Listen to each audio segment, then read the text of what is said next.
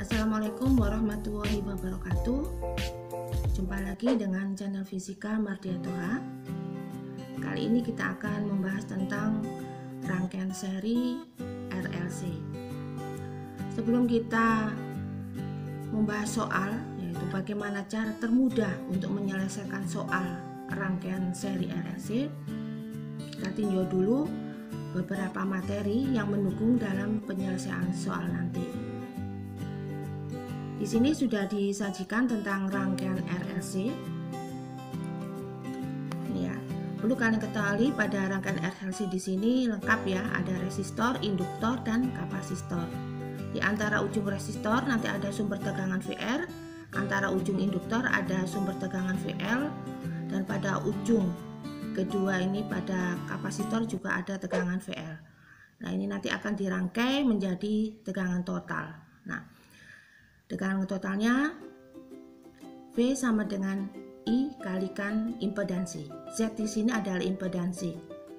Dia bersifat sebagai hambatan dan mempunyai satuan ohm. Sedangkan I adalah arus yang berada pada rangkaian RLC ini. Nah, untuk mendapatkan berapa besarnya impedansi atau hambatan, nah, kita tinjau di sini impedansi itu sama dengan akar R kuadrat plus dalam kurung XL min XC kuadrat, di mana R ini adalah resistor, kemudian XL ini adalah reaktansi induktif, kita dapatkan dari kecepatan sudut atau kecepatan angular dikalikan dengan induktor, kemudian XC nya ini reaktansi kapasitif, kita dapatkan dari 1 per omega kali C. Nah, ini kalau sudah ketemu, kita bisa masukkan ke persamaan impedansi. Kemudian dari rangkaian RLC ini nanti juga kita bisa mendapatkan berapa besarnya tegangan total pada rangkaian. Yaitu kita dapatkan V sama dengan akar VR kuadrat plus dalam kurung VL min VC kuadrat. Ini jangan lupa di akar. Nah, kemudian juga kita akan dapatkan sudut fase pada rangkaian. Yang kita punya tang, yaitu tang theta sama dengan XL dikurangi SC per R, atau kita juga bisa menggunakan dari persamaan VL min VC dibagi dengan VL. Fungsinya dari tangan theta ini ya, sudut fase, tetanya ini sudutnya kita gunakan untuk menentukan sudut fase pada diagram fasor, baik pada diagram fasor impedansi maupun diagram fasor tegangan. Nah, ini beberapa materi yang perlu kalian ketahui. Nah, kalau kalian sudah paham materi ini, mari kita lanjutkan dengan bagaimana cara termudah kalian menyelesaikan soal tentang rangkaian seri RLC. Baiklah, kita mulai dengan pembahasan soal. Ya, bagaimana kita menyelesaikan soal rangkaian RLC dengan cara yang mudah. Ya, setelah tadi kita mengenal beberapa materi yang berkaitan dengan rangkaian RLC. Di sini sudah disajikan gambar rangkaian RLC lengkap ya, di mana resistornya sudah diketahui 600 ohm, induktornya 2 Henry dan kapasitornya 10 mikrofarad. Kemudian juga ada tegangan sumber V sama dengan 100 akar 2 sin 100 T volt. Dari satu soal ini berkembang ditanyakan 5 pertanyaan. Yang pertama ditanyakan impedansi dan sudut fase, kedua sifat rangkaian, ketiga arus efektif, keempat tegangan pada masing-masing komponen. Yang dimaksud dengan komponen di sini yaitu komponen resistor, induktor, dan kapasitor.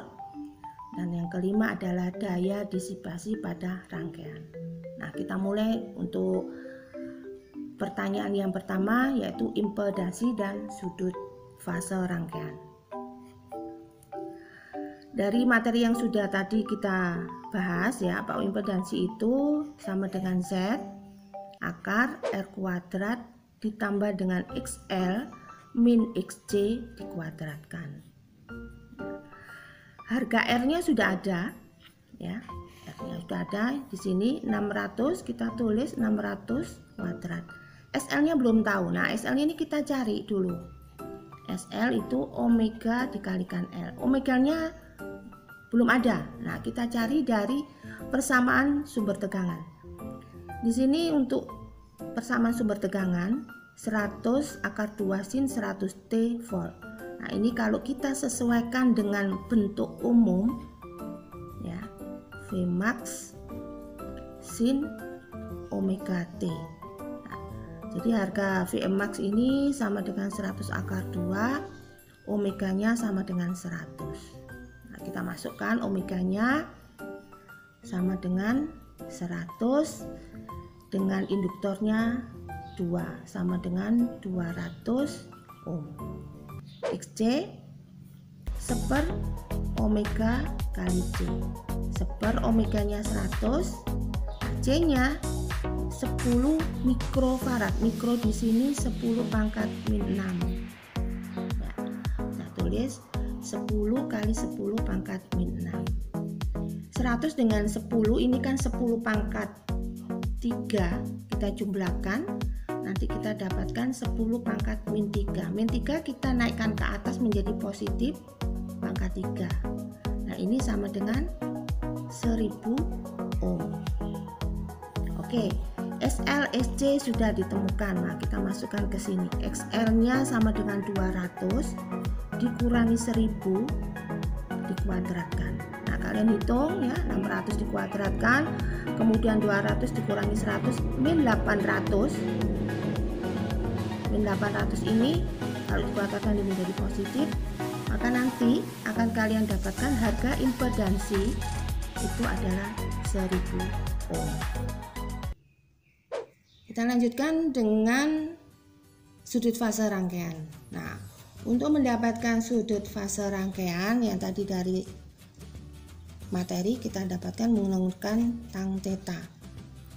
Karena di sini kita sudah menghitung besarnya XL dan XC, maka kita gunakan persamaan ini aja ya. Jadi XL min XC dibagi dengan R.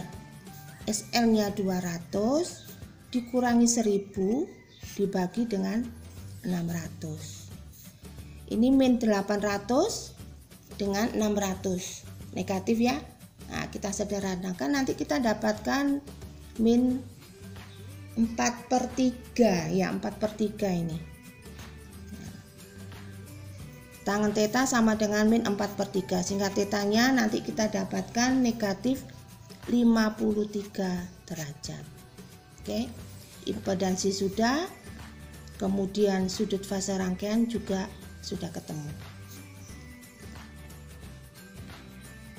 Kita lanjutkan dengan pertanyaan yang kedua, yaitu tentang sifat rangkaian.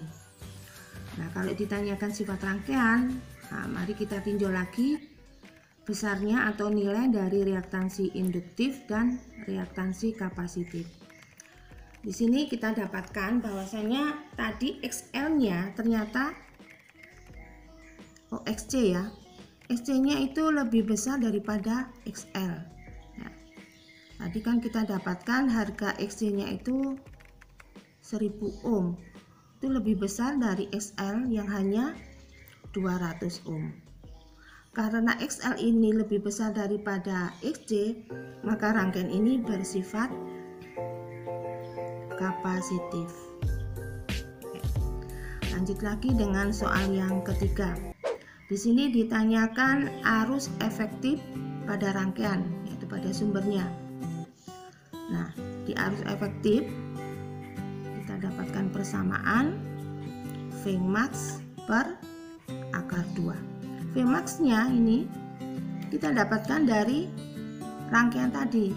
Ini sudah diketahui Vmax-nya sama dengan 100 akar 2. Kita masukkan harganya ya, 100 akar 2 per akar 2. Kita sederhanakan, kita peroleh 100 volt. Nah, yang ditanyakan kan masih arus efektif. Nah, ini kita temukan masih V efektif. Maka untuk mendapatkan berapa besarnya I efektif, ya, itu kita peroleh dari V efektifnya dibagi dengan impedansi. Jadi 100 Kita di impedansinya 1000. Ya, maka kita dapatkan arusnya 0,1 ampere. Pertanyaan yang keempat. 4 ditanyakan tegangan pada masing-masing komponen. Nah, tegangan pada masing-masing komponen berarti tegangan yang ada pada ujung-ujung hambatan ini. Jadi VR, VL, dan VC. Jadi kita cari dulu untuk VR-nya. Ya, VR yaitu perkalian antara I dengan hambatannya. Ini kita sudah peroleh tadi itu. Jadi I yang masuk ke dalam VR ini adalah arus ya, arus yang mengitari rangkaian. Jadi arus efektif 0,1 dengan R-nya tadi 600. Maka kita peroleh 60 volt. Kemudian VL-nya I kalikan XL. 0,1 dikalikan dengan XL-nya 200, kita dapatkan 20 volt. VC I kalikan XC, 0,1 dengan XC-nya tadi 1000, kita peroleh 100 volt ya. Jadi ini adalah komponen pada masing-masing. Ya, sekarang kita lanjut soal yang kelima, daya disipasi pada rangkaian. Nah, pada daya disipasi yaitu P itu kita langsung aja dengan I kuadrat dikalikan R. Nah, I-nya yang dimaksud di sini adalah I rangkaian, jadi I efektif. Nah, jadi I efektifnya tadi 0,1 kita kuadratkan dikalikan dengan harganya R tadi 600 ohm. Nanti akan kita peroleh harga 6 volt. Kemudian tadi bagaimana cara menyelesaikan soal RLC dengan cara yang mudah ya. Jadi di sini kalian hanya bisa mengetahui ya besarnya yang ada pada rangkaian. Jadi kalian pahami benar bahwa arus yang mengalir pada rangkaian itu adalah arus efektif. Di mana arus efektif ini adalah arus yang terbaca pada alat ukur. Kalau misalnya untuk mengukur arus biasanya menggunakan ampere meter, dan kalau menggunakan voltmeter berarti kita mengukur besarnya tegangan. Semoga penjelasan ini bermanfaat untuk kalian. Dan jangan lupa like serta komen. Terima kasih. Wassalamualaikum warahmatullahi wabarakatuh.